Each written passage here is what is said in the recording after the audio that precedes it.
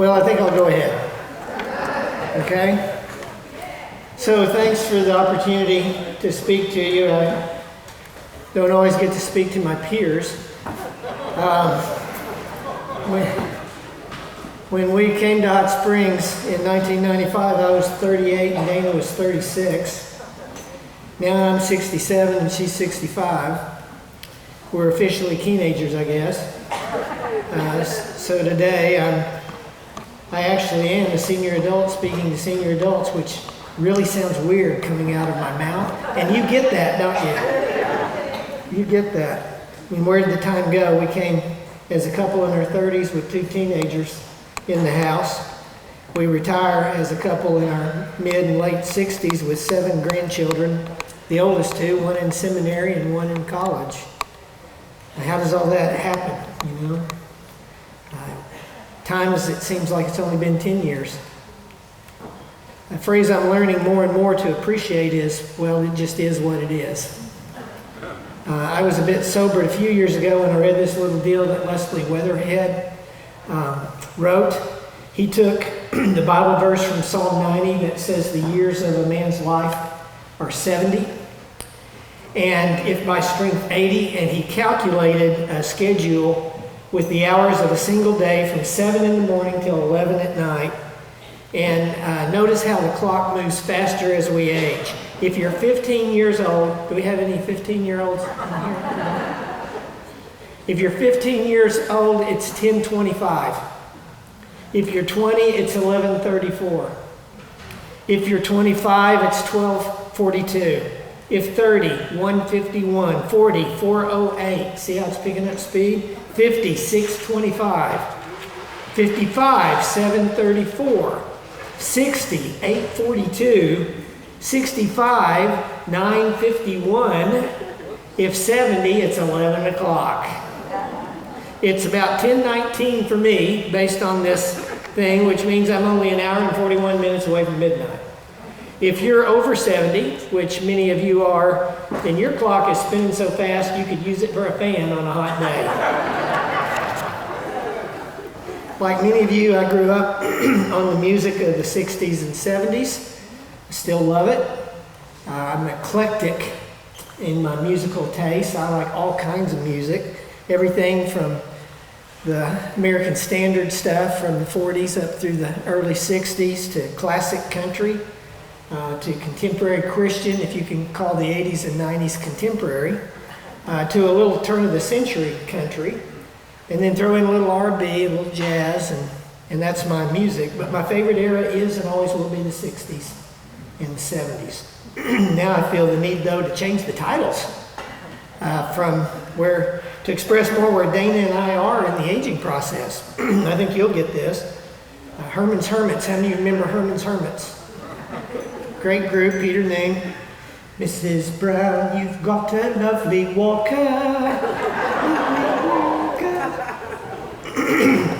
And the Bee Gees, how can you mend a broken hip? You ladies will appreciate that. This one, Bobby Darin. Splish splash, I was having a flash. They do. Guys will appreciate this. Ringo Starr. Oh, I get by with a little help from Depends.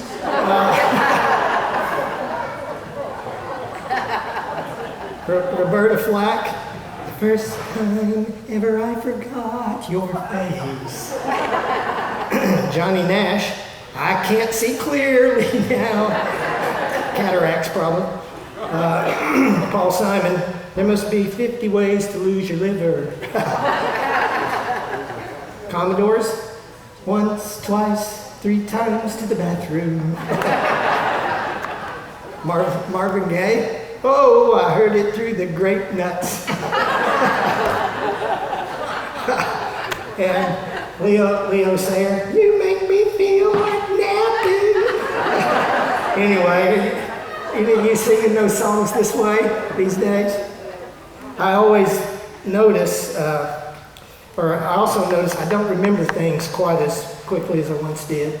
Some of you have told me you have that thing. I used to be an absolute legend at remembering names. In fact, I'm kind of known for remembering names. the part of my brain that remembered names is it always has been since I was a kid, just a steel trap.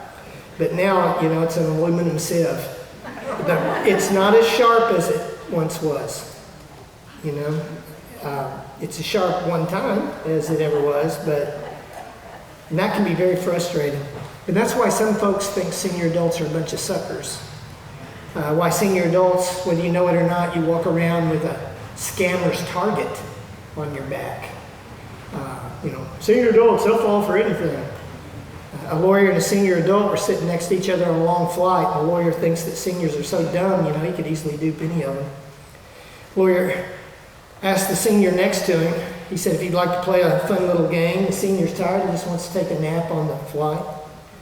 But the lawyer persists, even though he declines, he persists. And the lawyer says, come on, man, it's a lot of fun. He says, I ask you a question. If you don't know the answer, you pay me $5. But then you get to ask me a question, and if I don't know the answer, I have to pay you $500. Well, that catches the senior's attention. And he figures if I play, maybe he'll quit pestering me about this. So he agrees to play the game. And the lawyer asks the first question. He said, what's the distance between the earth and the moon? Senior adult reached in his pocket, handed him $5, and started to go back to sleep. But then he thought, no, it's my turn. So he asked the lawyer, what goes up a hill on 3 legs and comes down the hill on 4? Well, the lawyer went into search mode. He got his laptop out. He Googled everything he could to find that. He even emailed some of his smart friends thinking they could help him. Nothing, no help at all. During that searching, the senior adult went back to sleep. So he finally wakes him up and hands him $500. Senior pockets the money, goes right back to sleep, but the lawyer's going nuts. He's got to know the answer to the question. So he shakes him and says, come on, man, what's the answer? What goes up a hill on 3 legs and comes down on 4? Senior adult reaches in his pocket and hands him $5.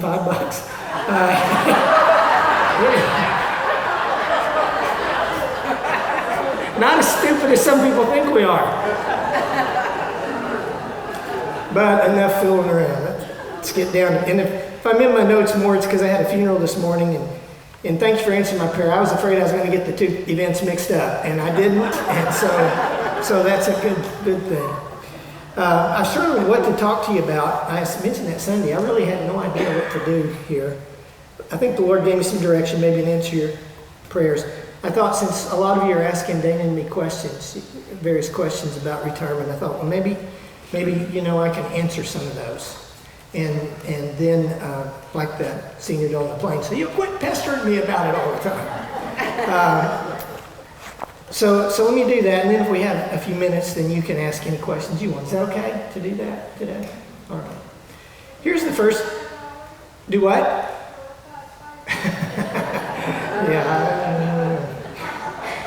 I don't know. Yeah, we'll be taking a love offering before you leave, so just prepare.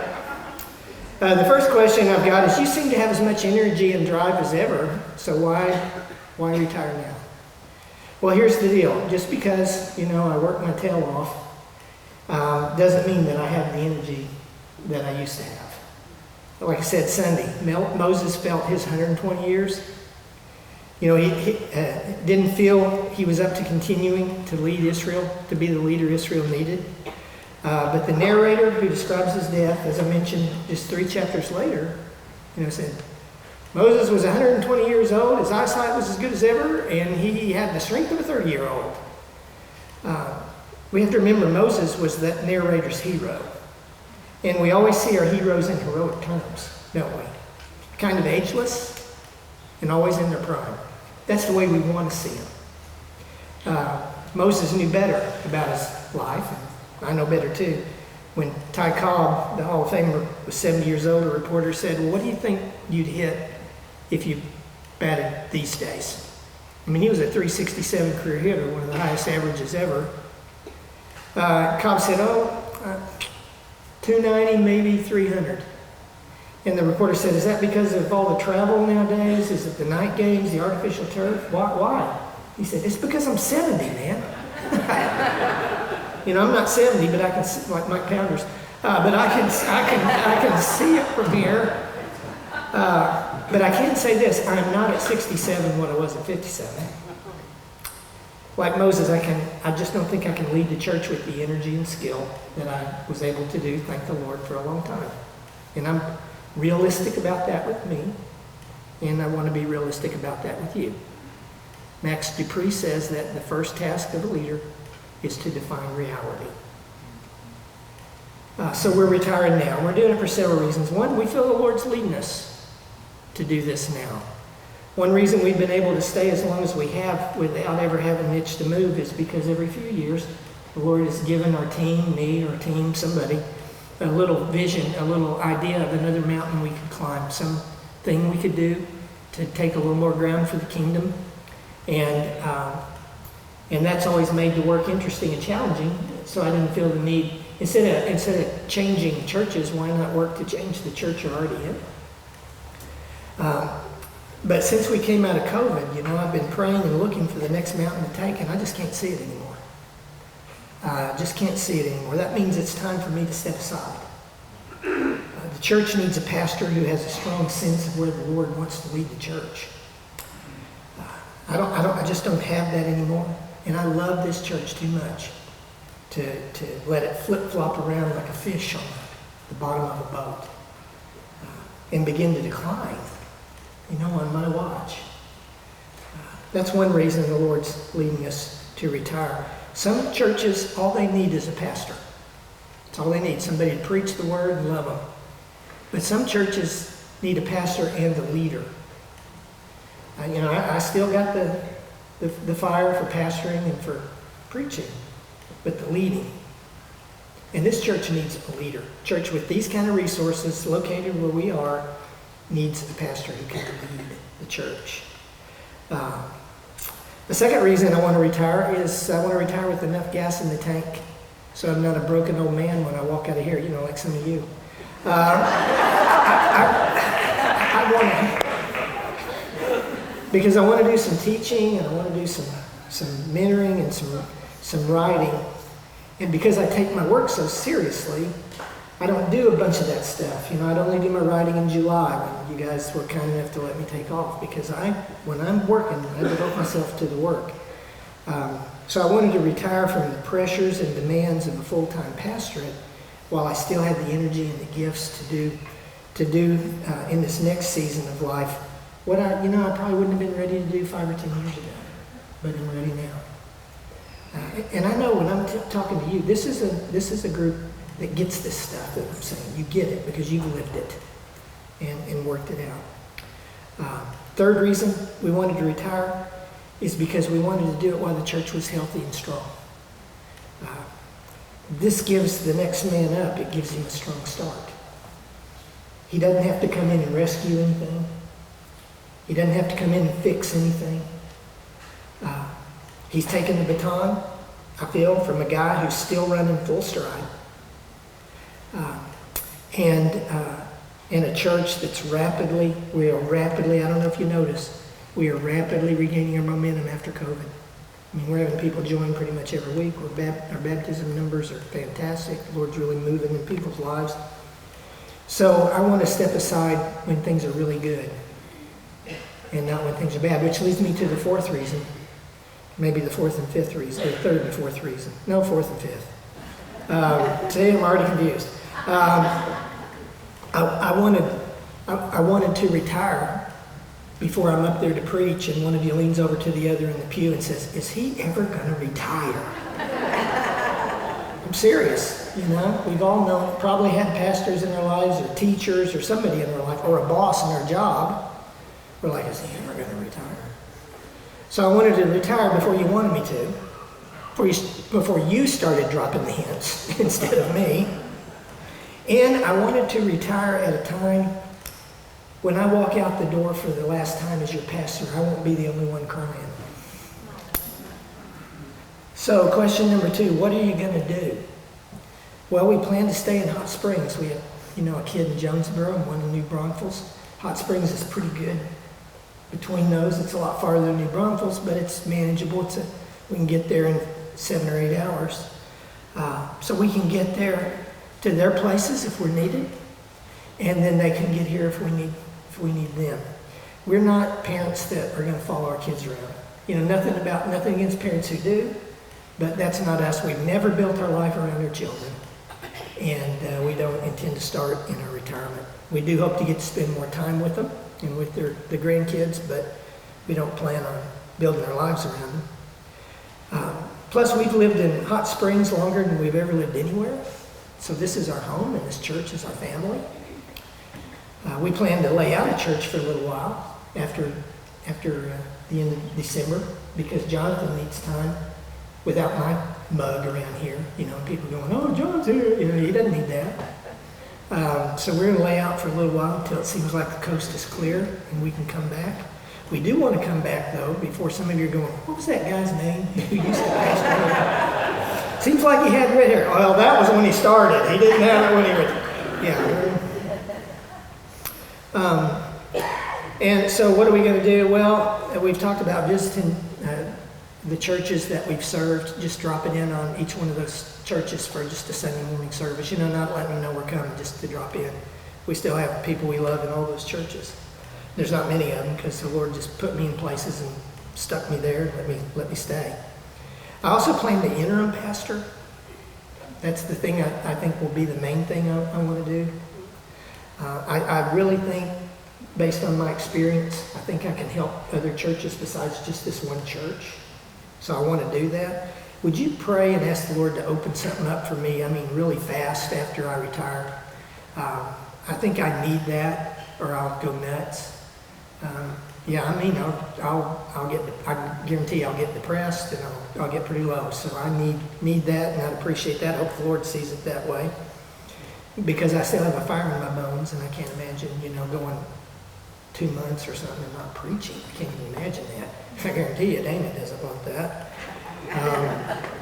Also plan to teach and write. You let me do some teaching, but I hope to continue my work at Truett a couple of weeks a year, and then Washita's asked me about coming back down there and doing some teaching there. So I hope to do some of that. Outside of mission trips, I'm not a traveler. I don't like to travel. I've often said I could never leave Arkansas for the rest of my life and be perfectly content. But, except to go down to see my kids in Texas, I guess. But I'm not much of a traveler. But if we have the money, we'll need to travel some, because Dana does like to travel a little bit. I keep trying to get her to go with her friends when they ask her, but no, I want to go with you. I've been waiting a long time for that. So anyway, we do hope to do some travel. Question 3. Some have asked, what do you feel like you've accomplished what you hoped you'd accomplish when you came here?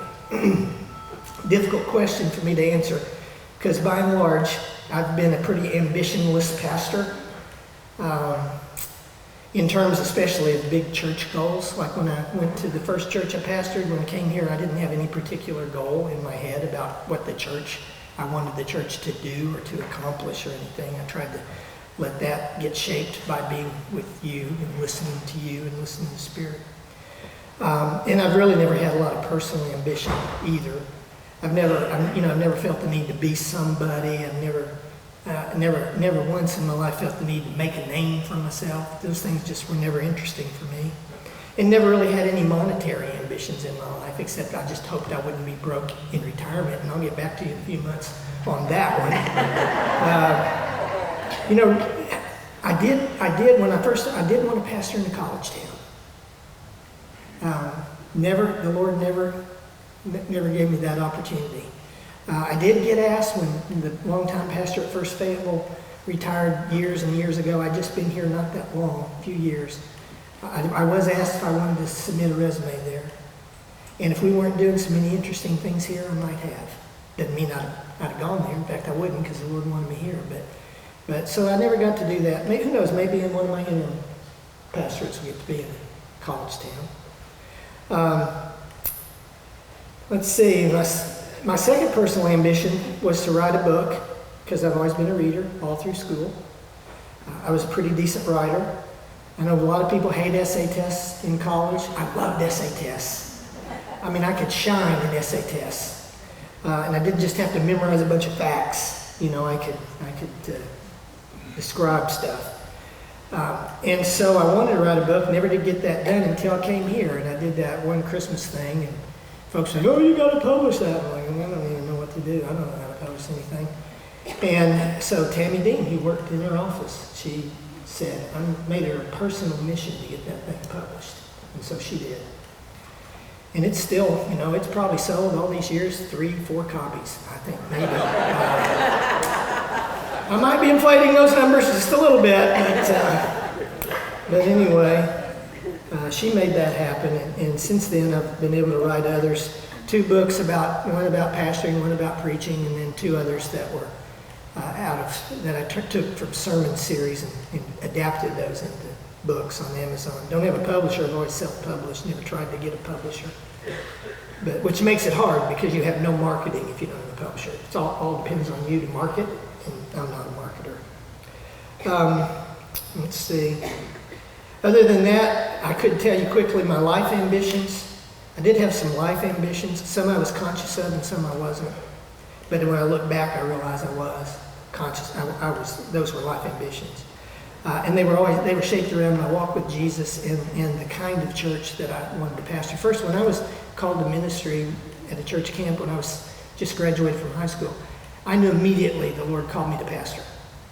You don't hear that nowadays. You talk to kids who are like, well, I don't know. They're called to ministry, but I don't know. Maybe I'll be a counselor. Maybe I want to be a youth minister. But I had no doubts. Of course, you did have a lot of options back in those days. There weren't, 7 or 8 different kinds of staff positions available.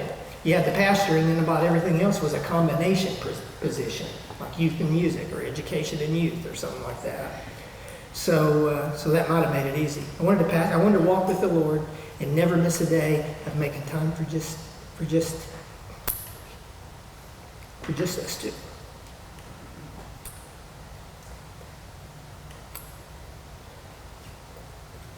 I also wanted to love people well, especially those who were hard to love, and especially those who didn't love me back. And I wanted to be a grace giver rather than a judge. I wanted to be the kind of pastor that any church member would feel free to confess to me their worst sins, their worst deeds, their worst thoughts, their worst fears, knowing I was a safe person and I would keep their secret to the grave. Every pastor I know is going to carry a lot of secrets to the grave. I wanted to point people to Jesus when they're at their highest highs and when they're in their lowest lows. I wanted to help people live well and die well. I feel like that's part of a pastor's job, is to help you die well. I wanted to preach the word in a way that helped it come alive for listeners, helped them see themselves in God's story, and made them hungry to want to go experience the scripture on their own, kind of like that. I wanted to pastor a church where people looked forward to coming to church on Sunday and even on Wednesday. I wanted to pastor a church whose default mode would always be grace rather than judgment, friendly rather than cold, a church where people of all kinds of backgrounds would feel valued, loved, seen, and heard.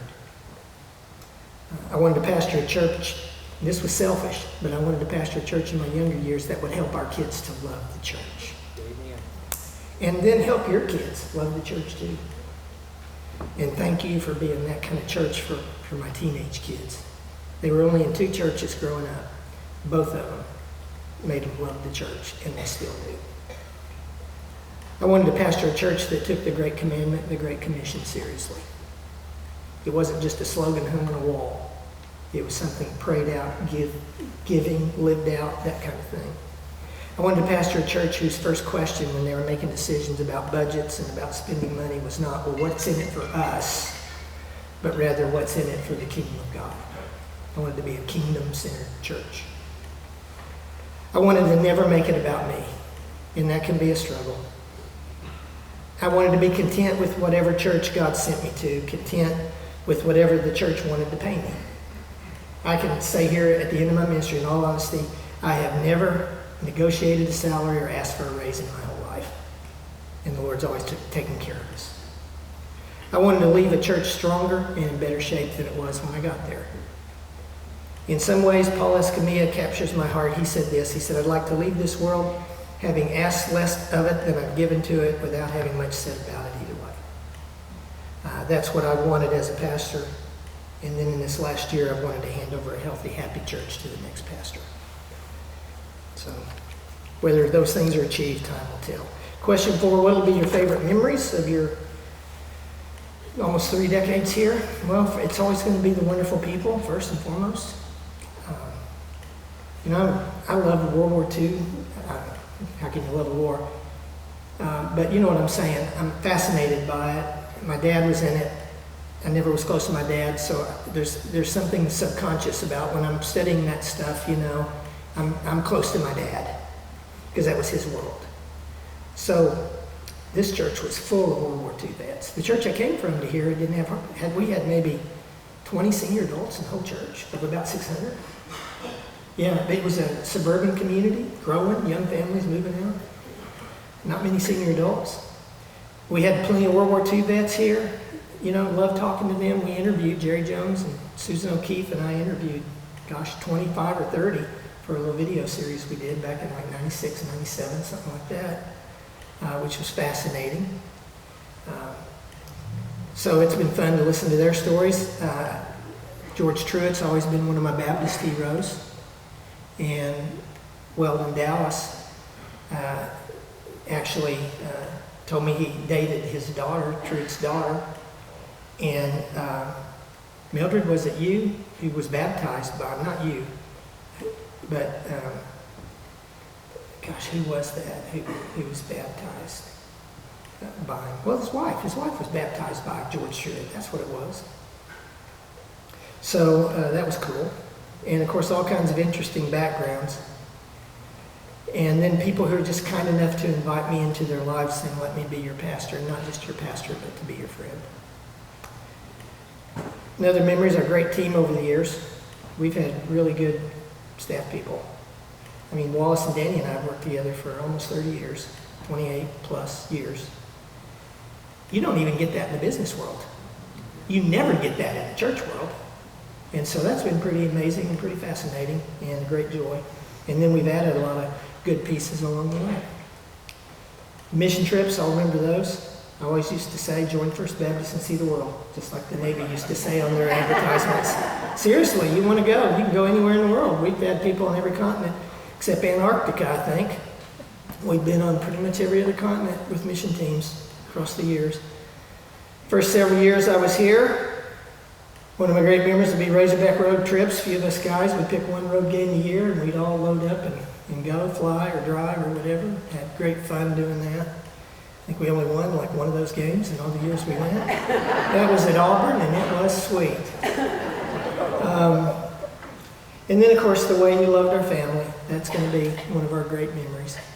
And then the way you let me be myself. You might have noticed, I bet it didn't take some of you who were here back then, I bet it didn't take you 1 month to notice I'm not a carbon copy pastor. I wasn't punched out of some machine, because, a lot of pastors, it's like you could go to 6 churches and you feel like you're hearing the same pastor. Because there's this push for conformity, and I've never been a conformist. And so not every church would welcome that, but the 2 churches I've pastored have welcomed that. And I want to say thank you for not trying to force me to be something I'm not. I think that's helped my ministry be better. I think it's helped me help you more than if you'd have tried to force me to be something else. Any regrets? Question 5. I've mentioned this. I wish I'd have started the pastoral apprentice program about 5 years ago instead of waiting until these last 2 years. I feel like that is so valuable, not just for us and not for just those young men who participated, but I think that's going to pay big dividends for the kingdom of God in the years to come. I really do. I wish I'd had more time with that. I wish I'd have been better at taking time off. Honestly, I don't. But I feel like being a workaholic, I have to say that. I like what I do, and so I don't mind working. Although sometimes I think in light of my background, my messed up family life background in so many ways, I feel I've had to come to grips with the fact, a lot of times wrestle, is this works righteousness for me? Am I doing this because I feel like I've got to do this to get God's approval? I've had to wrestle with that. I've kind of concluded, no, I just like my work. But I should take more time off. The new generation coming up, they're way better at taking time off than maybe. Honestly, they are. And God bless them for it. Seriously, God, they'll last longer than old codgers like me. And he regrets, a couple of staff hires across the years that were bad hires. Ended up being bad hires. They didn't seem like bad hires at the time, but they ended up being bad hires. And, I regret that caused some pain for folks in our church family and ultimately caused pain in the family of those staff members. And then, of course, I wish I'd have shared Christ more outside the church than I have. We pastors, we get so bottled up sometimes in the church life that we don't always get ourselves in places where we are around lost people as much. So I wish I'd have done a better job of that. So that's pretty much it. That's all I got. It ain't much. But we got, what time is it? We have time. Do any of you have a question you want to ask? We got just a couple of minutes. Yes, Sue? I see that hand. See, we pastors, we know how to say that. I see that hand.